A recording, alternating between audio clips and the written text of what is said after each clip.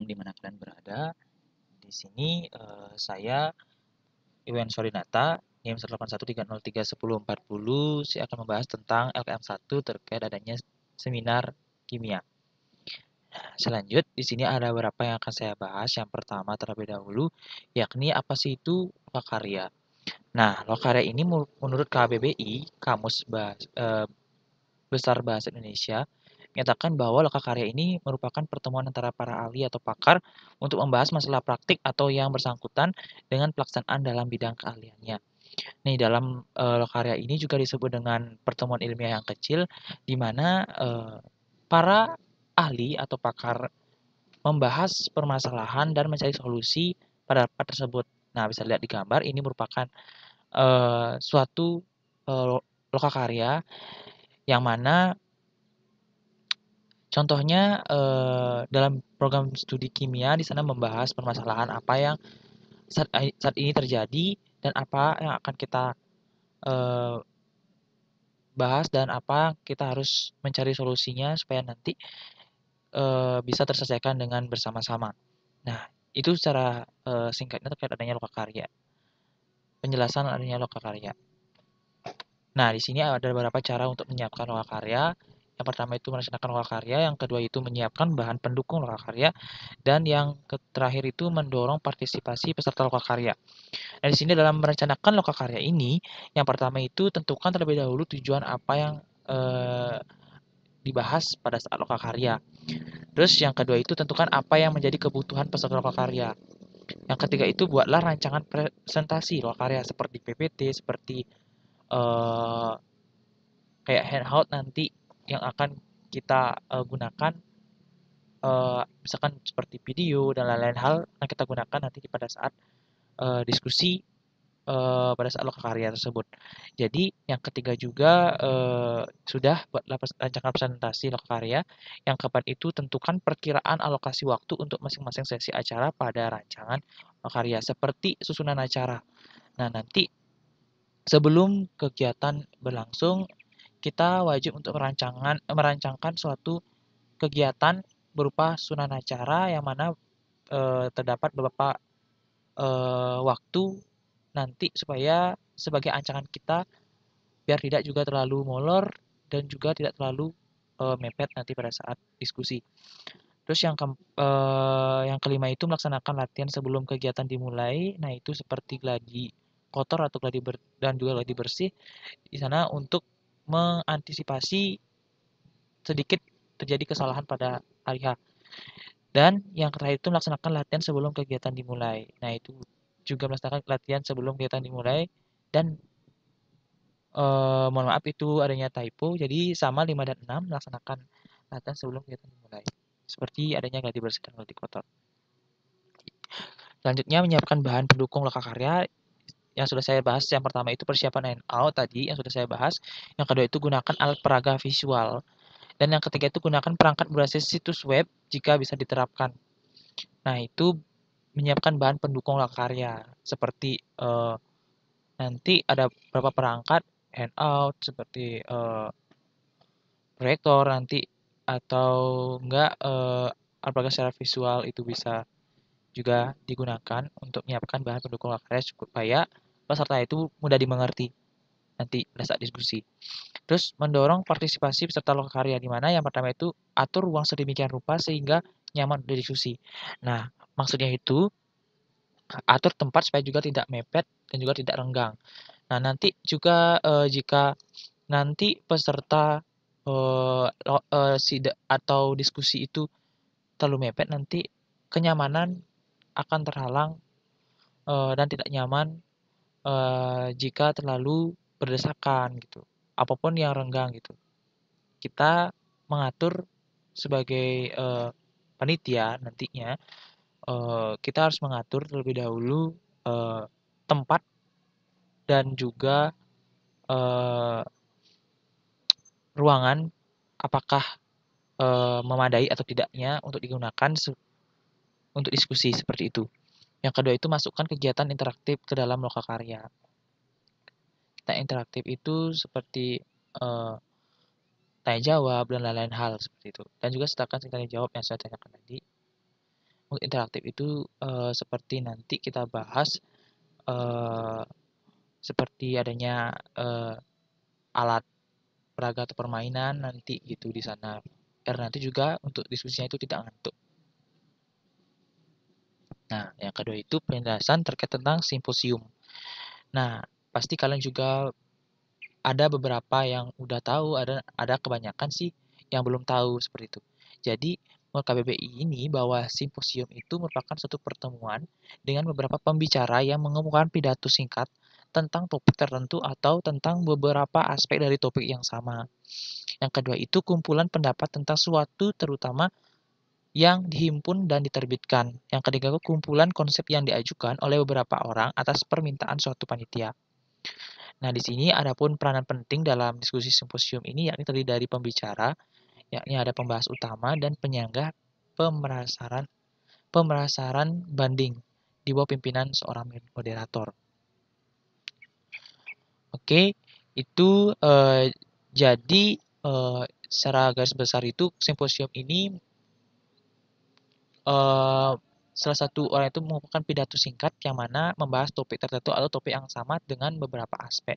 Jadi itu akan didiskusikan supaya dapat mencari permasalahan dan juga dapat solusi dari pidato singkat tersebut. Baik, yang kedua penjelasan diskusi panel. Nah, di mana diskusi panel ini merupakan pertukaran gagasan publik yang memungkinkan para ahli dan penonton untuk mendiskusikan topik tertentu. Nah, di mana dalam diskusi panel ini sering dilakukan untuk membahas situasi politik, masalah yang mempengaruhi masyarakat, dan topik akademik. Jadi, diskusi panel ini membahas adanya situasi-situasi akademik, politik yang akan kita cari solusi bersama dan terutama pada saat ini juga ada beberapa kasus-kasus politik dan masalah-masalah yang mempengaruhi masyarakat juga saat ini juga pasti ada. Maka dari itu dengan adanya diskusi panel ini kita bisa mempermudah untuk mencari solusi terkait adanya masalah tersebut nantinya. Terus di mana cara menyelenggarakan diskusi panel ini ada menyusun panel, menyelenggarakan diskusi panel dan moderasi panel. Di sini juga sama seperti loka karya tadi. Yang pertama itu menyusun panel di mana pilih dulu topiknya, carilah partisipan yang beragam dan undang seorang moderator, rencanakan pengaturan fisik. Nah, maksudnya rencanakan pengaturan fisik itu rencanakan posisi tempat duduknya seperti itu. Jadi yang kedua itu merencanakan diskusi panel. Di mana dalam diskusi panel ini tetapkan tujuan panel, putuskan beberapa panel akan berlangsung, pertimbangkan memulai panel dengan kuliah singkat atau opsional, usahakan menghindari presentasi visual, dan juga tulis pertanyaan untuk panelis, rencanakan sisa panel, dan perkenalkan setiap panelis pada satu sama lain sebelumnya. Jadi di sini lebih ke adanya panelis di mana panelis ini merencanakan uh, suatu pertanyaan di mana nantinya akan kita bahas bersama, yang mana terlebih dahulu perkenalkan panelis beberapa orang dan siapakah namanya, dan juga partisipan yang akan atau peserta yang akan kita pakai untuk diskusi panel ini juga diharuskan untuk beragam supaya nanti kita bisa mengetahui dari beberapa pendapat dari setiap partisipannya. Lanjut moderasi diskusi panel di mana bujuk supaya orang-orang duduk di depan dan perkenalkan panel dan partisipan dengan singkat, libatkan penonton lebih awal, pertanyakan kepada panelis pertanyaan yang telah disiapkan, ikuti setiap pertanyaan bagaimana yang diperlukan, miliki pencatatan waktu, jaga agar panelis tetap pada tugas mereka, dan kumpulkan pertanyaan dari penonton, berterima kasih kepada semua pihak yang terlibat. Itu jadi untuk panelis itu sudah disiapkan seperti topik yang akan kita bahas, tapi jika ada pertanyaan yang di luar dari topik tersebut, nanti dari panitia atau nantinya siapa yang bertugas itu untuk menyampaikan bahwa supaya tidak lagi keluar dari topik pembahasan kali ini nantinya gitu pada saat diskusi panel seperti itu. Lanjut, di sini penjelasan seminar, di mana menurut Kamus Besar Bahasa Indonesia bahwa seminar diartikan sebagai pertemuan atau persidangan untuk membahas suatu masalah di bawah pimpinan ahli. Di mana ahli yang dimaksud ini seperti dosen, guru besar, pakar, peneliti, dan sejenisnya. Nah, ini lebih besar dari diskusi-diskusi yang lain. Nah, di sini seminar ini lebih ke eh, langsung ke pimpinan ahli seperti itu, seperti dosen, guru gitu dan lain-lain hal. Di mana dalam tujuan seminar ini merupakan uh, membahas dan bertukar pikiran mengenai suatu permasalahan ilmiah. Nah, di mana ciri-ciri seminar ini berbentuk forum, mengacu pada makalah, membahas isu ilmiah, adanya respon dari audiens. Nah, pihak yang terlibat dalam seminar uh, ini yakni ada pembawa acara, moderator, pemateri, audiens, dan notulen. Nah, ini lebih banyak dari yang tadi seperti itu. Jadi ini seminar ini merupakan uh, suatu diskusi yang partisipannya lebih banyak dari diskusi yang lain gitu. Lebih ke banyak forumnya gitu. Forumnya banyak daripada kayak lokakarya, simposium, diskusi panel seperti itu. Nah, di sini ada perbedaan lokakarya, simposium, diskusi panel dan seminar yang mana sebenarnya ada banyak lagi perbedaannya, tapi di sini saya mengambil uh, beberapa perbedaan, yakni dua perbedaan yang mana mengacu pada unsur pembicara dan pemandu. Di mana dalam unsur pembicara ini, dalam Okara ini beberapa orang yang berkumpul dengan tujuan memecahkan masalah tertentu melalui solusi yang dicari bersama. Sama. Sedangkan simposium ini bicara sebagai pembahas utama dan penyangga sebagai penyiaran pembanding dan di panel itu yakni panelis sebagai pembicara dan seminar ini para ahli atau pakar yang jumlahnya bisa lebih dari satu seperti itu. Jadi sedangkan yang lain ada unsur pemandu di mana dalam unsur pemandu ini dalam karya salah satu dari para pakar ahli yang ada dalam kegiatan tersebut. Sedangkan simposium ini moderator, diskusi panel dan seminar juga moderator. Nah, sini saya juga sedikit akan membahas terlebih dahulu apa sih itu MC. Nah, MC itu kepanjangan dari Master of Ceremony, di mana dalam MC ini juga merupakan seorang yang akan memandu suatu rentetan acara secara teratur dan rapi, mulai dari opening hingga closing. Kemampuan MC akan sangat menentukan apakah sebuah acara akan berlangsung sukses, lancar, dan meriah. Nah, atau sebaliknya acara menjadi monoton, tidak menarik dan berantakan. Nah, di sini juga tergantung dari skill yang dimiliki oleh MC itu sendiri. Nah, di sini juga saya akan menyampaikan bahwa MC ini terdapat dua, yakni ada MC non formal dan formal. Di mana dalam formal itu perbedaannya itu terletak pada suara dan juga susunan acara yang akan disampaikan. Teknis kegiatan acaranya juga, sedangkan non formal itu lebih ke MC-MC yang ada di televisi. Nah, itu juga termasuk ke dalam non formal. Nah, sedangkan yang formal itu kayak kayak adanya award yang ada di Indonesia seperti Indonesia Miss Indonesia Award atau pemilihan putra-putri Indonesia. Nah, itu juga sedikit ke adanya formal. Nah, di sini ada pun syarat-syarat yang harus dipenuhi menjadi MC. Yang pertama dua kepercayaan diri, dua kemampuan manajemen, ketiga itu pandai beradaptasi, empat etika yang baik, kemampuan mengolah suara yang baik, penguasaan bahasa yang baik dan benar, memiliki wawasan dan pengetahuan yang luas, body language yang baik, appearance, maturity, creative initiative dan mampu berpikir cepat dan tepat, reputation, sensi humor, breathing, berlatih dan evaluasi mandiri. Nah, di sini syarat ini kenapa harus dipenuhi menjadi MC karena kita sebagai MC itu harus memiliki banyak keahlian. Selain dalam berbicara, pasti kita mempunyai kreativitas, inisiatif nanti pada saat jika nanti ada beberapa hal yang mendesak yang tidak kita ketahui pada saat hari H seperti itu. Jadinya kita harus mempunyai kemampuan untuk berpikir cepat dan tepat juga itu. Ya.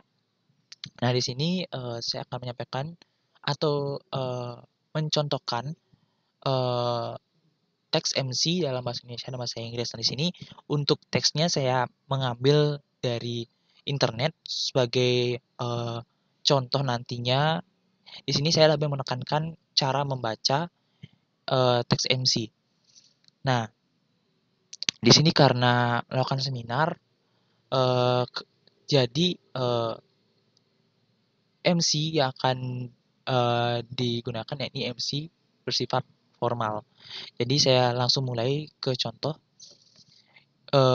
Yang pertama, karena ini merupakan suatu MC yang formal, maka penekanan suara itu lebih ke dalam. Menekan suara itu lebih ke dalam dan besar. Contohnya, yang terhormat, Kepala Dinas Kesehatan Provinsi Kalimantan Barat atau yang mewakili, yang terhormat, Dewan Pengawas Pormiki DPD Kalimantan Barat, yang terhormat, para narasumber yang telah hadir pada hari ini, dan juga teman-teman peserta seminar yang saya hormati dan saya banggakan. Nah, seperti itu.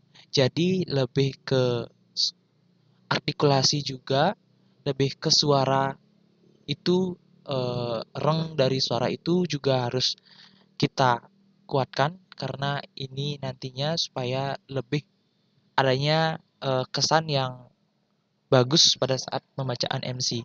Berbeda dengan MC non formal, bahwa MC non formal itu tidak menekan suara, jadi dia lebih ke kreativitas mereka yang akan disampaikannya gitu. Sedangkan formal itu lebih ke ketekanan suara supaya nantinya bisa atau reng suaranya supaya nanti lebih berwibawa atau berkarakter dari adanya kegiatan seminar ini.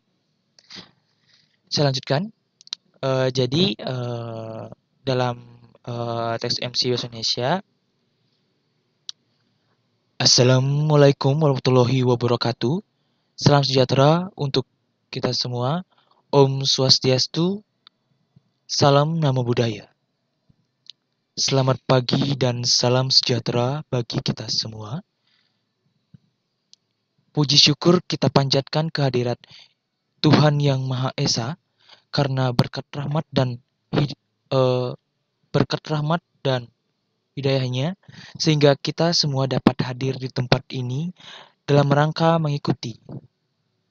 Jadi judul dari kegiatan ini maka intonasi pembacaannya, intonasi dalam kita akan membacakannya itu lebih tinggi dan lebih besar.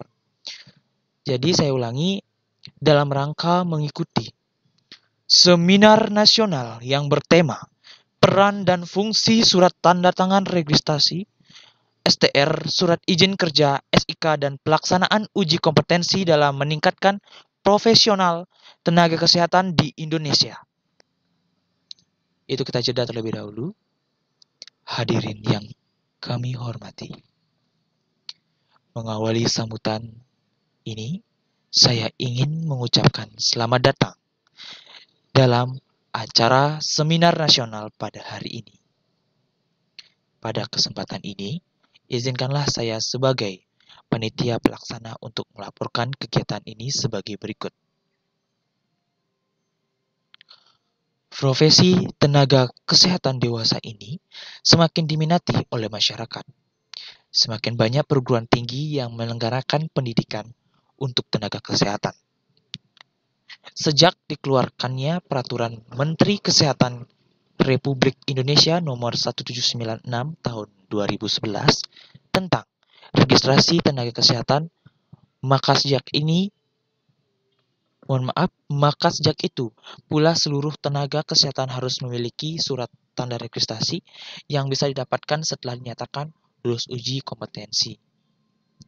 STR merupakan persyaratan legalitas untuk melakukan praktik kerja dan surat izin kerja yang sebagai surat izin tenaga kesehatan yang diberikan kepada tenaga kesehatan oleh Dinas Kesehatan setempat.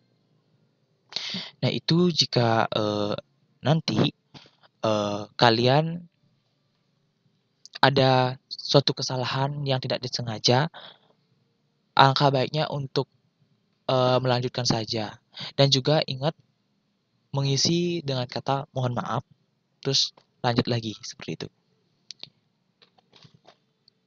Dan juga itu juga biar tidak terkesan nantinya kita lupa dan salah gitu untuk mengantisipasi sedikit adanya kesalahan nantinya. Nah, itu biar profesional bisa dibilang. Nah, itu beberapa kalimat atau paragraf yang sudah saya baca terkait tentang teks MC contohnya. Nah, saya lanjutkan contoh teks MC bahasa Inggris sama juga ini adanya teks MC baik bahasa Indonesia bahasa Inggris juga sama syarat-syarat yang harus dipenuhi sebelum membaca MC teks MC seperti itu. Jadi saya mulai. Ini terkait tentang salam 5 agama ini eh, tergantung agama apa yang kalian minati bisa nanti digunakan di sini. Jadi saya langsung saja.